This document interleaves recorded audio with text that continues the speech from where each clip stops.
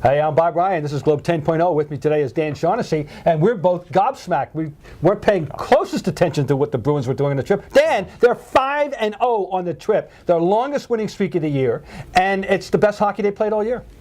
It is, and it's you want to see what they do in the playoffs. I'm still in sort of a show-me attitude with these guys because the last two springs it was so disappointing. You have to like the way it's going now since the deals were made. And, obviously, we know the main guy that's making it for him. The goaltender. Tim Thomas having a great year. A year ago at this time that we were passing the torch to Tuukka Rask. In the playoffs, Tuukka Rask had the preponderance of the activity, and now it's been Tim Thomas's year leading the league in goals against and a clear candidate for Vezina. And Dan, do we have to float his name, given what it took to get them where they are now when they're getting some help as MVP? Yes. Is that the Calder? Which one's that? It's not the Lady Bing. I know that. That's the Hart. I know that. That would be the Hart. All right, so he could get Vezina and Hart, which would be good. Yes. It's a year with the things down. Crosby's hurt. Crosby's out of it. 2 months out. You're not going to have some of the normal names in the thing. And the fact is, he's given them, put them where they are.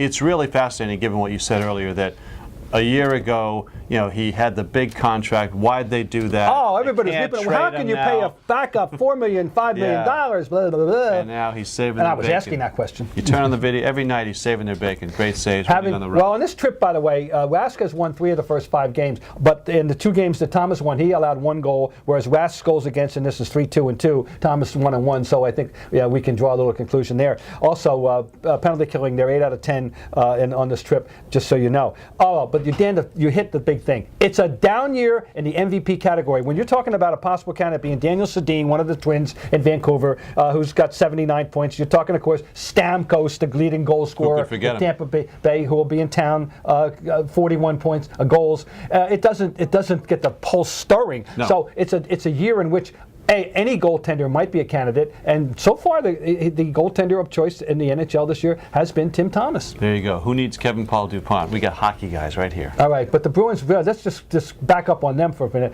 5-0 in this trip, a chance to go for a 6-0 trip, sitting third. And Dan, if the playoffs started tonight, do you know who the first round opponent would be?